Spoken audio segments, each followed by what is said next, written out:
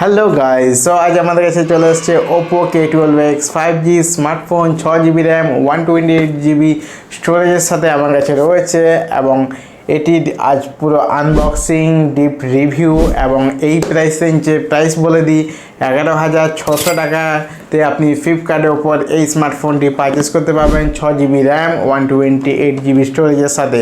তো স্মার্টফোনটির পারফরমেন্স কীরকম এবং আপনার জন্য কি সঠিক স্মার্টফোন হতে পারে, পুরো ভিডিওটি দেখুন, প্রত্যেকটি ডাউট আপনি ক্লিয়ার করে দেবো।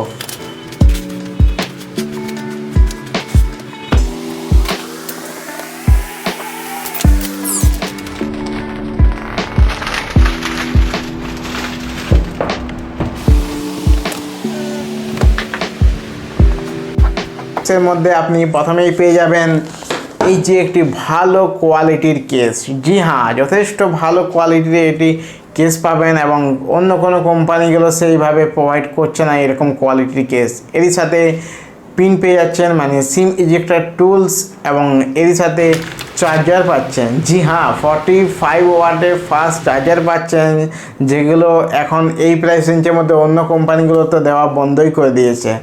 এবং এরই সাথে আপনি এখানে টাইপ সি টু সি পোর্টে চার্জিং কেবল রয়েছে।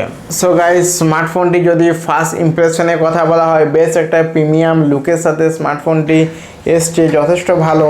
এবং আমার কিন্তু পার্সোনালি এই যে কালারটা, এটা আমার কাছে পার্পল কালার এসছে, তো এই কালারটা কিন্তু একটু ডিপ পার্পল, ঠিক আছে। তো কালারটা একটু আমার কালারটা এতটা পছন্দ লাগলো না। আর এর একটা ব্লু কালারও পাওয়া যায়, ব্লু কালারটা যদি আপনি দেখেন যদি ভালো লাগে, এটা খুবই ডিপ পার্পল কালারটা, যেমন কি অনেকে ভালো লাগতে পারে।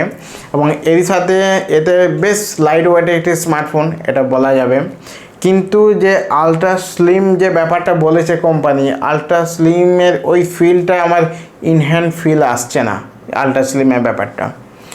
আর এর যদি ডিসপ্লে নিয়ে বলা হয়, তো ডিসপ্লেতে 6.67 ইঞ্চিস আপনি বড় ডিসপ্লে পাচ্ছেন, 120 হার্জের রিফ্রেশ রেট রয়েছে, এর সাথে 1000 নিট পিক ব্রাইটনেস রয়েছে, যাতে আপনি রৌদ্রের মধ্যেও স্মার্টফোনটিকে ইউজ করলেন আপনার এই এক্সপিরিয়েন্স বেটার করা যায়। এবং ফিঙ্গারপ্রিন্ট সেন্সার রয়েছে, যেটি যথেষ্ট ভালো এবং দুর্দান্তভাবে কাজ করে। আমি কন্টিনিউ ধরে এই ফিঙ্গারপ্রিন্ট সেন্সারটিকে ইউজ করে যাচ্ছি, যথেষ্ট ফাস্ট, খুবই ফাস্ট সিরিয়াসলি।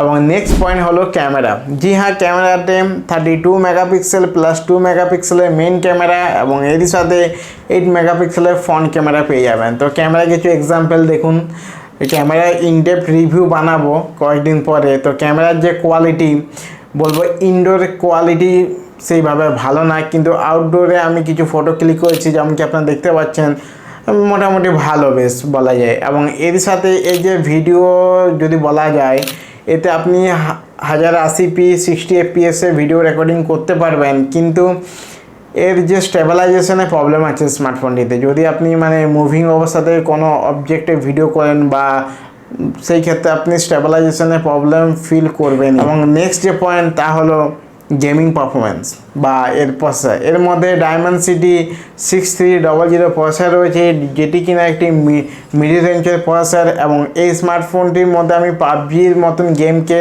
এক্সপিরিয়েন্স করেছি, যথেষ্ট স্মুথ রান করেছি। কিন্তু আস্তে আস্তে এই স্মার্টফোনটির মধ্যে আমার একটু সফটওয়্যারে অপটিমাইজেশনে একটু প্রবলেম মনে হয়েছে, কারণ কিছু কিছু জায়গায় আমি একটু স্লো পারফরমেন্স দেখে থাকি, মানে 120 হার্জে আমার করা রয়েছে ফোনটি, তা সত্ত্বেও দেখি আমি কিছু কিছু জায়গায় যেন আমার একটু ফ্রেম ড্রপ মনে হয়। ব্যাটারির কথা বলা হলে 5100 mAh বড় ব্যাটারি পাচ্ছেন, এর সাথে 45 ওয়াটের সুপার চার্জার, তো সেই ক্ষেত্রে কোনো অসুবিধাই নেই।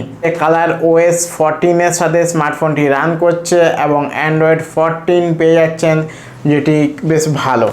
সো গাইজ, ফাইনালি যদি সবার শেষে আমার নিজস্ব অনেস্ট অপিনিয়ন বলা হয়, তাহলে আমি বলবো, দেখুন, এই 12-13 হাজার টাকা রেঞ্জের মধ্যে 6GB RAM 128GB storage 5G smartphone পাচ্ছেন, মোটামুটি পারফরমেন্সও যথেষ্ট ভালো। যদি আপনি ডে টু ডে লাইফে স্মার্টফোনটিকে ইউজ করবেন বা মাল্টিটাস্কিংয়ের ক্ষেত্রে ঠিক আছে, কিন্তু আপনি যদি একটু গেম খেলতে চান বা আপনি যদি হেভি ইউজার্স হয়ে থাকেন, সেই ক্ষেত্রে আমি বলবো এই রেঞ্জের এই স্মার্টফোনটিকে না সিলেক্ট করে আপনি একটু 15,000-16,000 রেঞ্জের দিকে চলে যাওয়াটাই বেস্ট অপশন হবে।